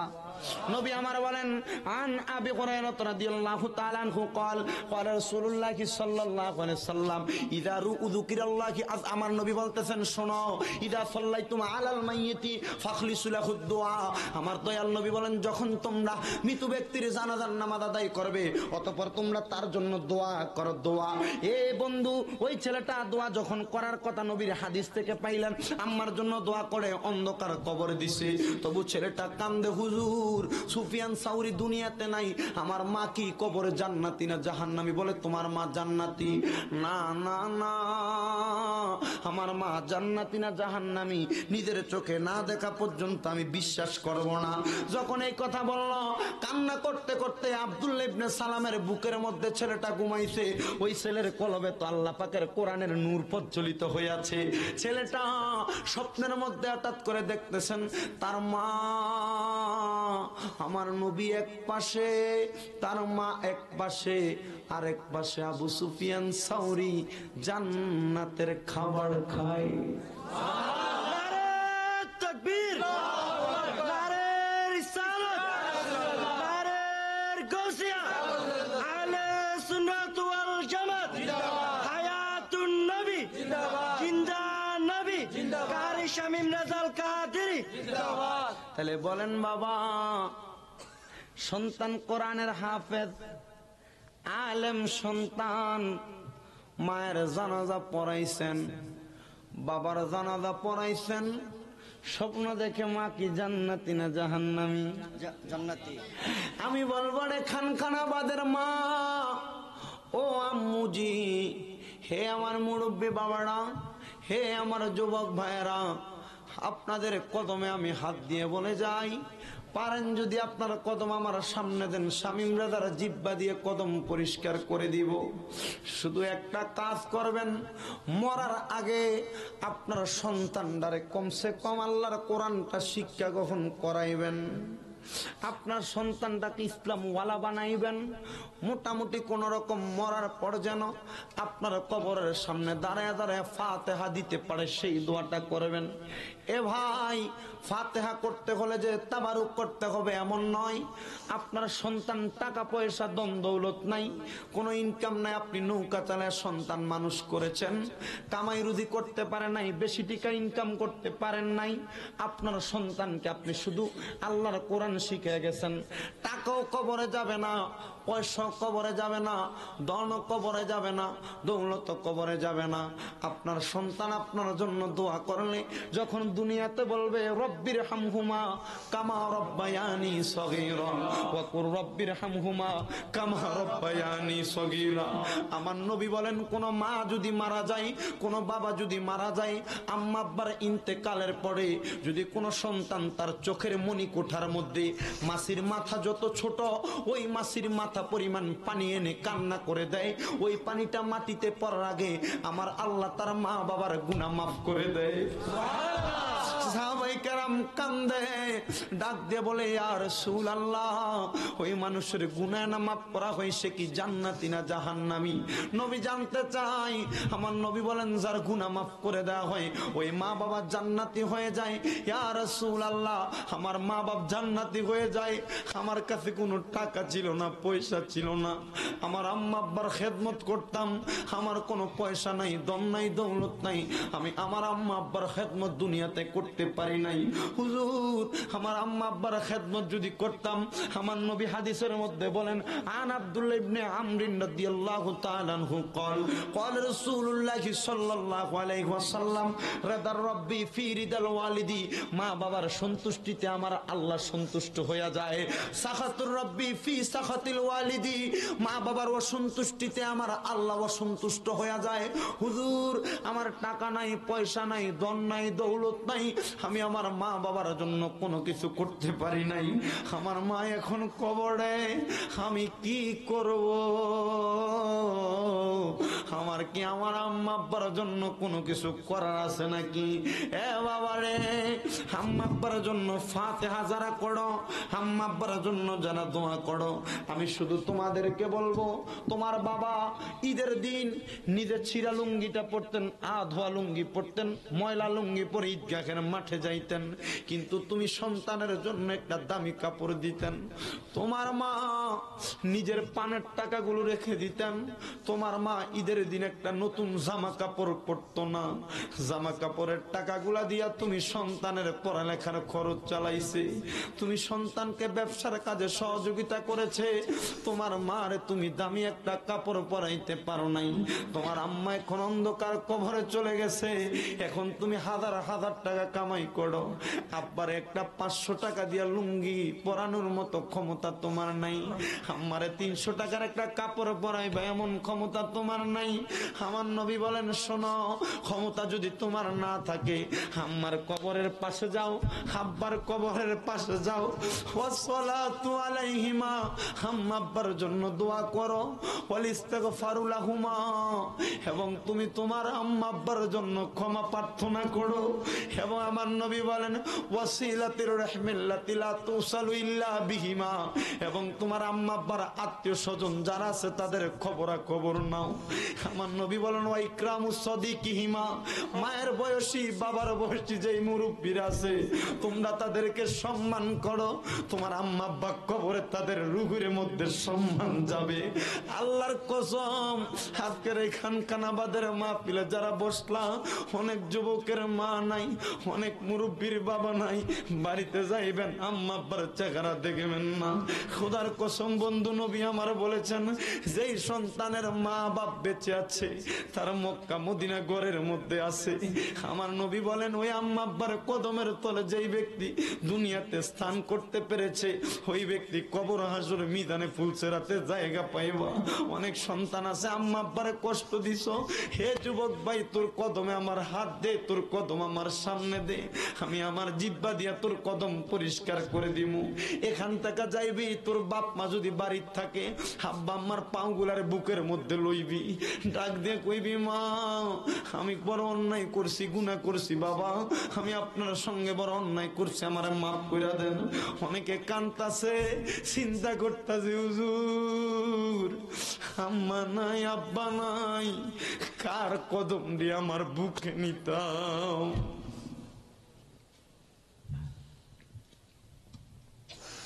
নবী আমার ডাক দিয়া বলে রে,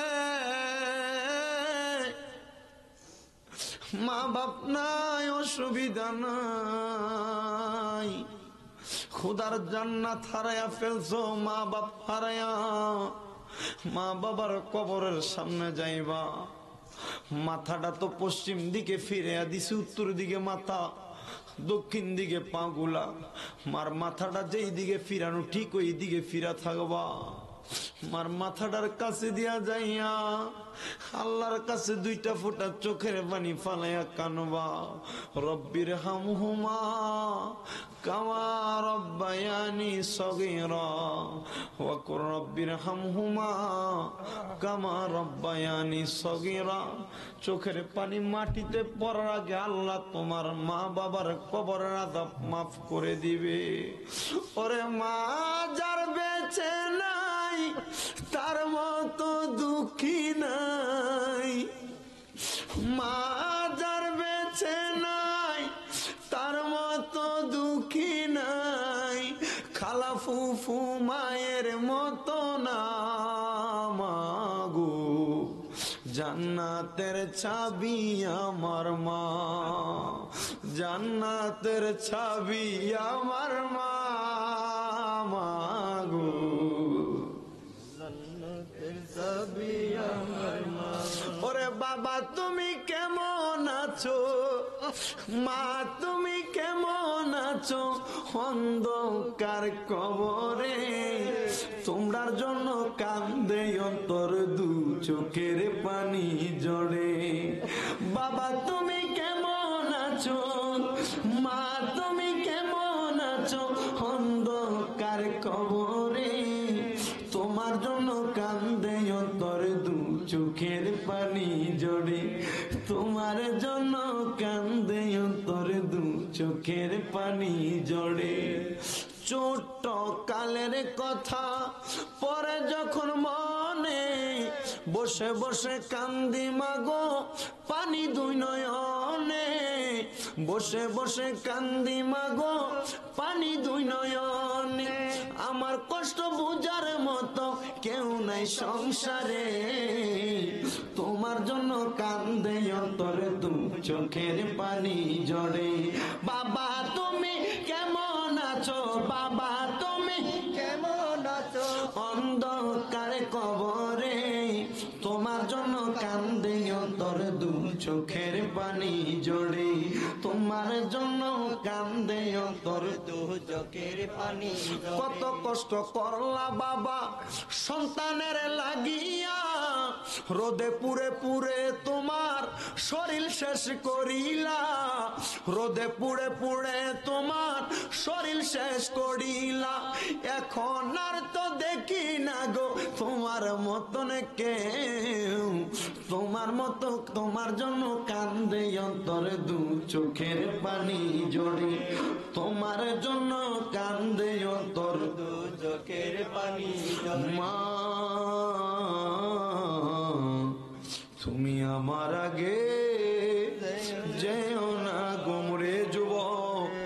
এ মুরব্বী বাবা যার মা বাপ আছে এই মাহফিল থেকে যাইয়া পাও গুলার মধ্যে ধরে কইবি মাফ কইরা দাও, এরে মইরা গেলে বুঝবি রে, মরার পরে বুঝবি মা বাপ কত আপন, মা বাপ কত আপন। মা তুমি আমার আগে যেও না গোমরে, আমি কেমন করে দেব মাটি তোমার কবরে, আমি কেমন করে দেব মাটি তোমার কবরে। মা তুমি আমার আগে, এরে 10 মাস 10 দিন মায়ে গর্ব দিল ঠাই, রক্ত মাংস খাইয়াই আমি ববে আইলাম ভাই, এরে ভূমিষ্ঠ হইয়াই আমি উঠিলাম কান্দিয়া, শান্ত করিল মায়ে বুকের দুগ্ধ দিয়া, আরে অসুখ হইলে দেখি চায়া আমার মায়ের দেবী জানাই বয়ারে, হেরে তার মা নাই, অসুস্থ হইল জ্বর হইল পুতের খবর বারবার নিত, যার বাপ নাই বাপ থাকতে ডাক্তারের কাছে নিজে দৌড়াদৌড়ি করত, এখন মাও নাই বাপও নাই, ফোলাটার মনে শান্তি নাই, জ্বর না অসুস্থ না পুরা শরীর ব্যথা করলে কেউ আইসা খবর নেয় না, আরে অসুখ হইলে দেখি চায় আমার মা বাবাই রয়েছে বিছানার পাশে বইয়া রে, আল্লাহর কাছে বলে আমায় তুমি নাও গলয়া, সন্তানের নিও না, দুঃখের দরদি আমার জনম দুঃখী মা, গর্ভধারিণী মা, জনম দুঃখিনী মা, দুঃখের দরদি আমার জনম দুঃখী মা। আল্লাহ যাদের মা নাই বাবা নাই, আমার রাসূলে মুস্তাফার ওসিলাই আম্মা আব্বার কবর তুমি জান্নাতের বাগান বানায়া দাও। আল্লাহ পাক রব্বুল আলামিন যাদের মা বাবা কবরে, আম্মা আব্বার কবর জান্নাতের বাগান বানাক। আল্লাহর ওলিদের সোহবত নিয়ে আমাদেরকে থাকার তৌফিক দান করুক। সবাইকে একটা দাওয়াত দিচ্ছি। আমার হাতে যেটা দেখতে পাচ্ছেন এটা হচ্ছে আল্লাহর হাবিব সাল্লাল্লাহু আলাইহি ওয়াসাল্লামের নালাইন শরীফ জুতা মুবারকের নকশা। এটার সবচাইতে বড় ফজিলত, কোন মহিলার গর্ভে যখন সন্তান আসে এটা একটু সুবাইয়া পানি খাওয়াইলে এটার ফজিলত বরকতে তার গর্ভের সন্তান আসার সময় যে ব্যথা হয়, আল্লাহ পাক এটার ফজিলতে তার ব্যথা কমাইয়া দেয়। ঘরের মধ্যে, দোকানের মধ্যে, ব্যবসা প্রতিষ্ঠানে রাখলে অনেক বরকত হয়। যারা পারেন নিয়ে যাবেন। 30 টাকা হাদিয়া আমার একটা লোক নিয়ে এসেছে। তবে এটা যেন পায়ের সাথে না লাগে। কোরআন শরীফ যেভাবে হেফাজত করেন এটাকেও ঠিক সেইভাবে হেফাজত করবেন। আসেন, আমরা তো আমার নবীকে আমাদের দুই চোখে দেখি নাই, ওই নবীকে পাওয়ার জন্য একবার একটু জবান খুলে আমার নবীকে দাঁড়ায় সালাম দেন। আল্লাহ আল্লাহ আল্লাহ আল্লাহ আল্লাহ আল্লাহ আল্লাহ আল্লাহ, জোরে আল্লাহ আল্লাহ আল্লাহ আল্লাহ আল্লাহ। কেন চিনলে না রে মন আমার গৌসুল আজম মাঝ ভান্ডারি মাওলানা কে মোহন মারহাবা। আল্লাহ আল্লাহ, জবান খুলে আল্লাহ আল্লাহ আল্লাহ আল্লাহ আল্লাহ। কেন চিনলে না রে মোহন আমার গৌসুল আজম মাঝ ভান্ডারি মাওলানা কে মোহন মারহাবা। আল্লাহ আল্লাহ আল্লাহ আল্লাহ। না চিনিয়া মরিয়া গেলে বিফল জীবন, কেন চিনলে না রে মোহন আমার গৌসুল আজম মাঝ ভান্ডারি মাওলানা কে মোহন। মাশাআল্লাহ আল্লাহ আল্লাহ আল্লাহ আল্লাহ আল্লাহ। একদিন লইয়া যাইবা ইমানদার বানাইয়া নিয়র, ইমানদার বানাইয়া নিয়, নবীজির প্রেম ইমানের মূল, সবাই বোঝার তৌফিক দিও। মাশাআল্লাহ আল্লাহ আল্লাহ আল্লাহ আল্লাহ আল্লাহ আল্লাহ আল্লাহ। মুর্শিদ মুর্শিদ কইরাই আমার ঘুমাসে না নয় নেই আমার রে বলিবা গো মুর্শিদ কে মনে মারহাবা।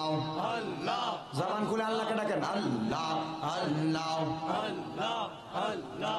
তোমায় আমি ভালোবাসি পাগলের মতো, মনে চাইলে এই পাগল মন ছুটে গৌত খবন মারহাবা।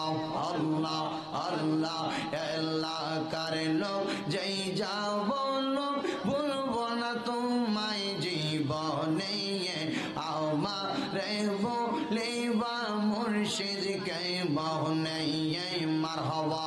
আল্লাহ আল্লাহ আল্লাহ আল্লাহ আল্লাহ। তোমার প্রেমে জ্বলতে জ্বলতে অন্তর হইছে সাই, তোমার প্রেমে কাঁদিয়া কাঁদিয়া রজনী কাটাই মারহাবা। সুবহান ফকির তোমায় পাইলে দেখতাম দুইটা নয়নে, গৌসে পাক গো তোমায় পাইলে দেখতাম পান ভরিয়া, ও আমারে বলিবা খাজা বাবা কে মনে মারহাবা। আল্লাহ আল্লাহ আল্লাহ আল্লাহ আল্লাহ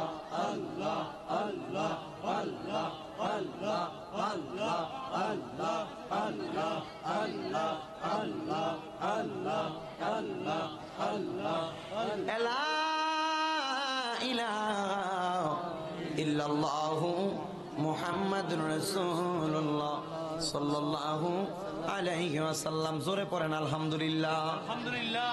এখানে নগদ 5 টাকা কম 900 টাকা। আল্লাহুম্মা আমিন, আল্লাহুম্মা আমিন। আলহামদুলিল্লাহি রাব্বিল আলামিন। আসসালাতু ওয়াসসালামু আলা রাসূলিহিল কারীম। সবাই মুহাব্বতের আওয়াজে ডাক দেন আল্লাহ। আর মুহাব্বতে ডাক দেন আল্লাহ। আর উচ্চ কণ্ঠে ডাক দেন আল্লাহ। এবার পড়েন ইয়া রাসূলুল্লাহ। সবাই পড়েন আলহামদুলিল্লাহ।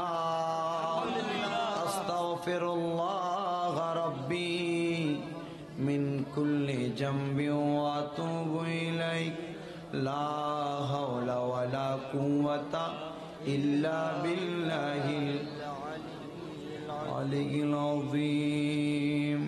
সবাই সূরা ফাতিহা পড়েন।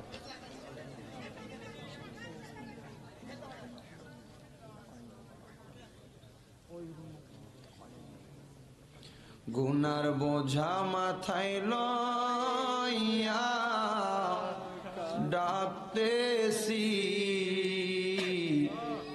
মাফ কর মাফ কর আল্লাহ এলাহি। তুমি যদি মাফ না কর বান্দারে, বলো তোমার বান্দা যাবে কার কাছে।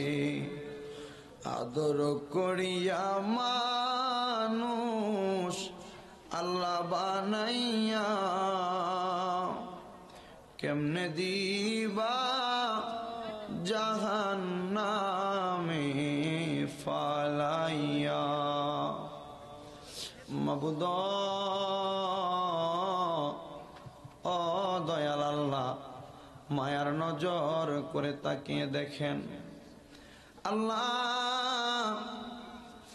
এই চট্টগ্রাম জেলার অন্তর্গত বাঁশখালী থানাধীন 3 নং খানকানাবাদ 1 নং ওয়ার্ড রশিদ চৌধুরীর বাড়িতে এ এলাকাবাসীর উদ্যোগে আল্লাহ সুবহান ফকিরের বাৎসরিক ফাতিহা উপলক্ষে আজিমুশান পবিত্র ঈদে মিলাদুন নবী সাল্লাল্লাহু আলাইহি সাল্লামের মাহফিল এবং ফাতিহা দাকুম উপলক্ষে যারা যারা আজকে এই মাহফিলের শেষ প্রান্তে স্বামী গুনাহগারের সাথে আখিরি মুনাজাতের সময় হাত বাড়িয়ে দিয়েছে, আমার কতগুলা মুরব্বী বাবা, কতগুলা যুবক নওজোয়ান ভাইরা, কতগুলা ছোট্ট মাসুম বাচ্চারা, বিশেষ করে সোশ্যাল মিডিয়ার মাধ্যমে আমার ভাই বাবারা হাত বাড়াইলেন। আল্লাহ, যার হাত আপনার কাছে মায়া লাগে, পছন্দ হয়, ওই হাতের ওসিলায় আমাদের জীবনের গুনাহ আপনি মাফ করে দেন।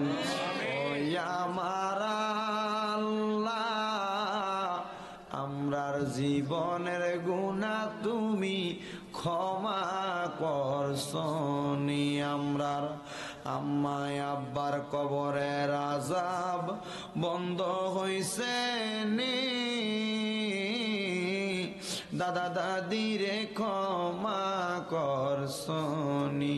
মাবুদ, ডাকলে কি জোড়ায় রে মন, জফলে কি ফান ঠান্ডা হয়, এ না দেখিলে দুই নয়নে নয়নে রে আল্লাহ, করো আল্লাহ জাহালয় তোমার মনে।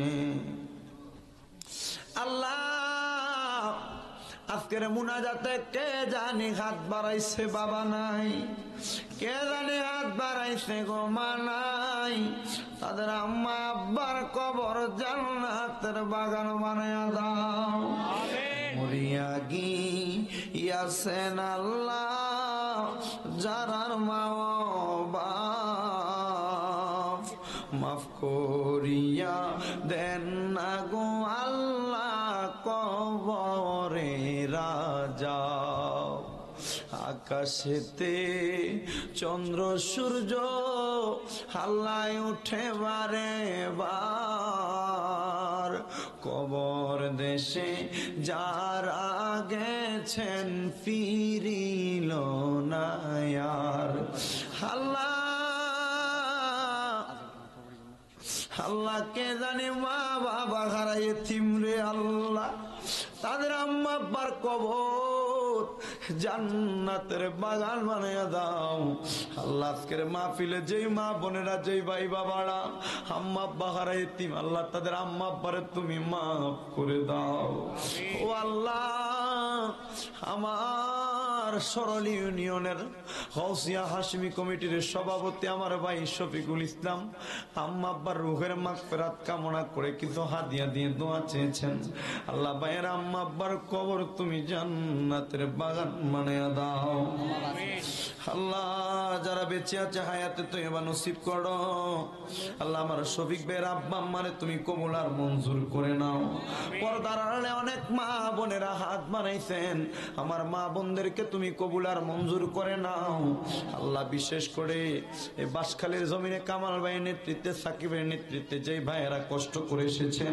আল্লাহ প্রত্যেককে তুমি কবুল ও মঞ্জুর করে উত্তম জাযা প্রদান করে দাও ও আল্লাহ গো আমাদের সবাইকে মদিনাওয়ালার সাচ্চা পাক্কা গোলাম হিসেবে কবুল ও মঞ্জুর করেন এই মাহফিলটাকে আপনি কিয়ামত পর্যন্ত দায়েম এবং কায়েম রেখে দেন আমার মা বোনদেরকে আবেদা সলেহা নেককার ইমানদার মুত্তাক হিসেবে কবুল করেন বিশেষ করে যত প্রবাসী ভাই বিদেশের জমিনে আল্লাহ তাদের সবাইকে আপনি কবুল ও মঞ্জুর করেন ৫,০০০ টাকা থেকে শুরু করে ১ টাকা পর্যন্ত যারা যারা মাহফিলের মধ্যে দান করেছেন প্রত্যেকের দানটা আপনি কবুল ও মঞ্জুর করেন আখিরি তামান্না আল্লাহ যেই দিন মরে যাব মৃত্যুর বিছানায় আমরা শুয়ে যাব মালাকুল মউত আজরাইল আসবে আমাদের রূহ কবজ করার জন্য ওই কঠিন মুসিবতে আমার নবীর নূরানি চেহারা মুবারক দেখাইয়া সকলের দিলে আর জবানে পড়াইয়া দিয়েন মধুর কালেমা লা ইলাহা ইল্লাল্লাহু মুহাম্মাদুর রাসূলুল্লাহ সাল্লাল্লাহু আলাইহি ওয়াসাল্লাম।